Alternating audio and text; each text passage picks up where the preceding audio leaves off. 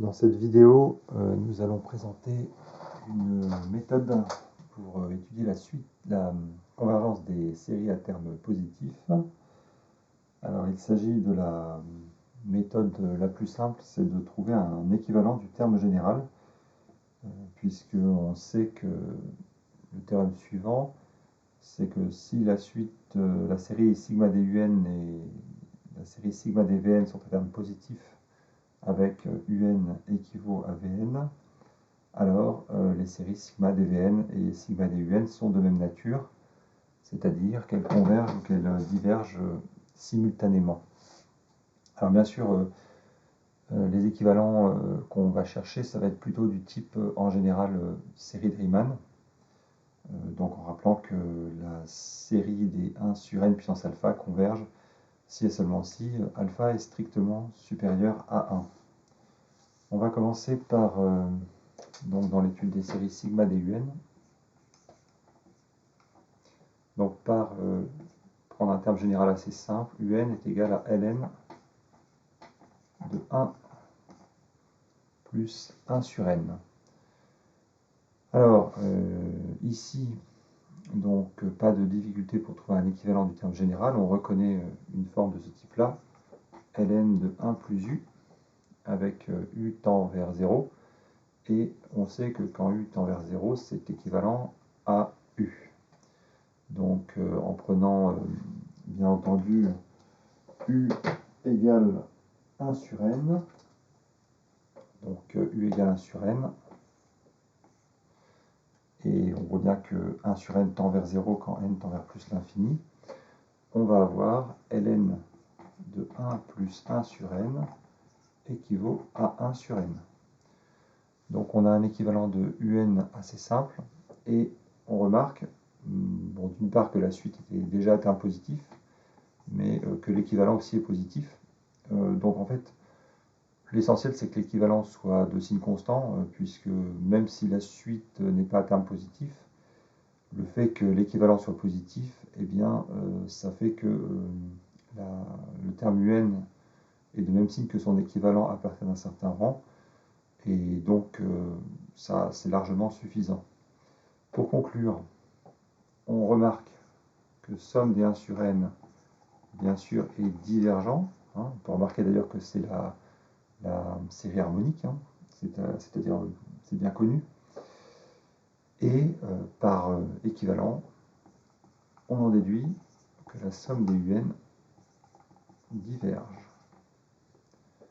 Alors ça c'est un premier exemple relativement simple où l'équivalent est immédiat.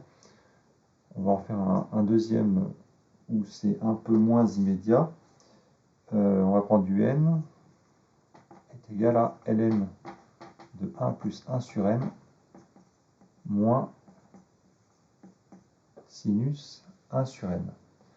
Alors ici c'est un peu plus compliqué parce qu'on constate que bien sûr ce terme-là est équivalent à 1 sur n, ce terme-là est équivalent à 1 sur n, donc on pourrait être tenté de les soustraire et dire que c'est équivalent à 0. Malheureusement c'est pas possible pour une suite puisqu'on n'additionne pas ou on ne soustrait pas des équivalents. Donc il faut passer à l'étape au-dessus, et l'étape au-dessus c'est un développement limité. Alors développement limité en 1 sur n, c'est-à-dire bon, les développements limités, la plupart du temps, on se ramène en 0. Et on peut remarquer qu'il y en a deux qui peuvent servir ici. C'est ln de 1 plus u, alors qui est égal, lorsque u tend vers 0, à u, moins u carré sur 2, plus un petit o de u carré. Alors pourquoi je pousse à l'ordre 2? Parce que, bien sûr, l'ordre 1 va se compenser dans notre expression. Alors, même chose avec sinus u. Donc on sait lorsque u tend vers 0 que c'est u.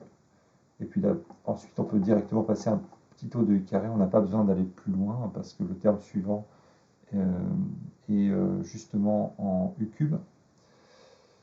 Et avec ça, en prenant u égale 1 sur n, on va avoir un est égal à 1 sur n moins 1 sur 2n carré plus petit o de 1 sur n carré moins 1 sur n plus petit o de 1 sur n carré.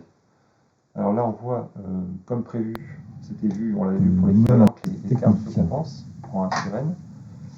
Et donc, on va regarder ce qui suit directement derrière, et on voit que ce qui suit derrière, c'est le moins 1 sur 2n carré, et après, vous avez un petit taux de 1 sur n carré. Vous pouvez conclure de la même manière suivante, un est donc équivalent à moins 1 sur 2n carré. Alors, comme je vous disais, ce n'était pas évident de prévoir le signe de un, mais on voit que l'équivalent il est de signe constant. Bon, ici c'est négatif, mais ça ne change rien, puisque c'est un coefficient près moins 1,5. On se sert bien entendu de la convergence de la somme des 1 sur n carré, qui nous permet de déduire la convergence de un, de la somme de un, pardon, par équivalence. Voilà pour ce deuxième exemple. Alors on va aller un cran plus loin.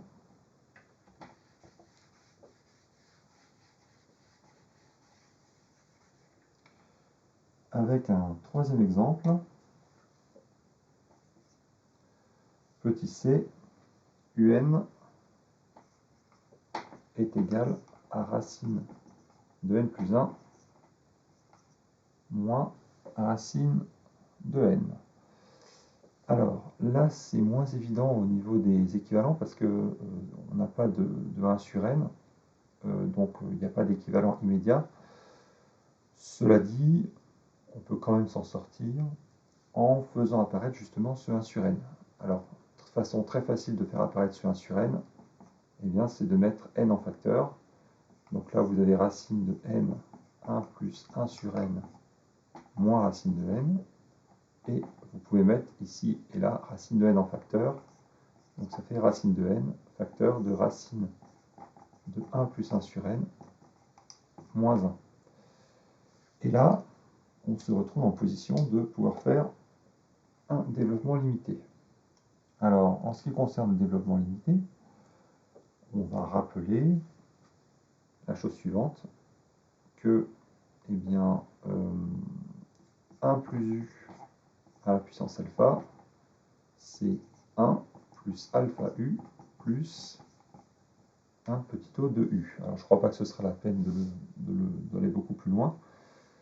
Si on l'applique à racine de 1 plus u, ça va nous faire 1, alors c'est puissance, ça fait ici alpha égale 1,5, 1 plus 1,5 de u plus petit o de u.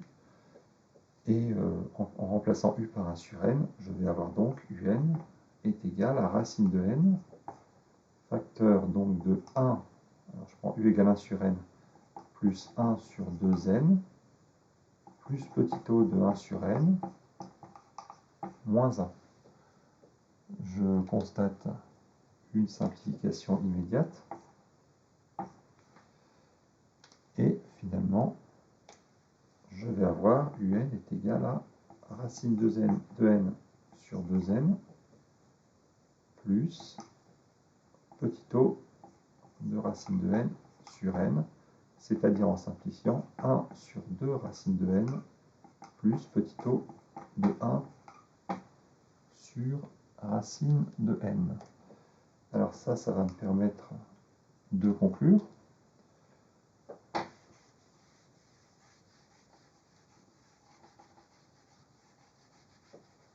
Puisque le but de l'équivalence était quand même de trouver, le but du développement limité, c'était de trouver un équivalent de un. Ici, j'ai un est égal à 1 sur 2 racines de n, donc on voit que c'est un équivalent de signe constant.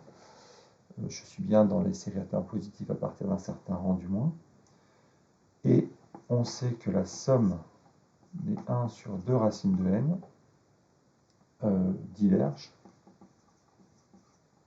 Donc, par équivalence, somme des un